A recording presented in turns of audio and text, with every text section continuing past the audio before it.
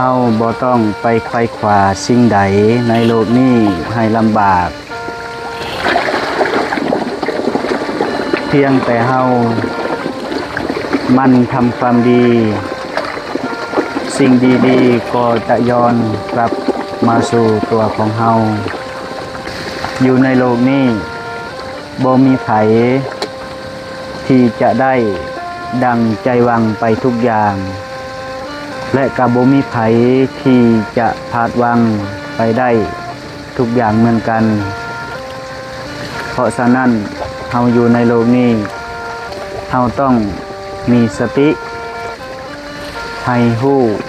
ความทุกข์ความสุขทุกข์ก็ให้เฮารู้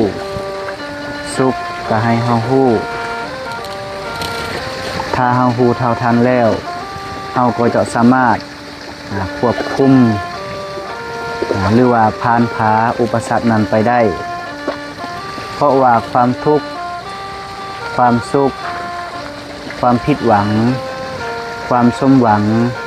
เป็นสิ่งที่บ่เที่ยงแท้แน่นอนมันอาจจะอยู่นำเฮาเพียงชั่วขณะจากนั้นก็จะจากเฮาไปเองทุกอย่างย่อมมีหมุนเวียนไปจังซี่เพราะว่าในโลกนี้มันต้องมีเกิดขึ้นตั้งอยู่ชั่วขณะแล้วก็ดับไปตามเหตุตามปัจจัยของมัน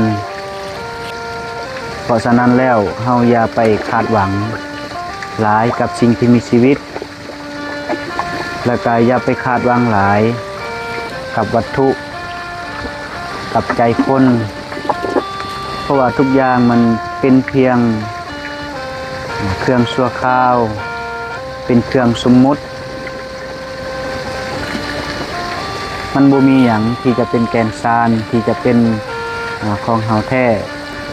เฮาจงเบิ่งปัญหาให้เป็นคือกับเม็ดทรายเนาะถึงว่ามันจะลายแต่มันก็น้อยนิดเดียวเรื่องปัญหาที่ว่าใหญ่ในมือนี้พอถึงมืออื่นมือต่อไปก็จะเป็นเรื่องที่น้อยเพราะฉะนั้นเฮาต้องพยายามอยู่กับปัจจุบันให้ได้เฮ็ดปัจจุบันให้ดีที่สุดแล้วอดีตอนาคตก็จะดีขึ้นเองเนาะมื้อนี้ก็มาให้อาหารปลาตอนเช้า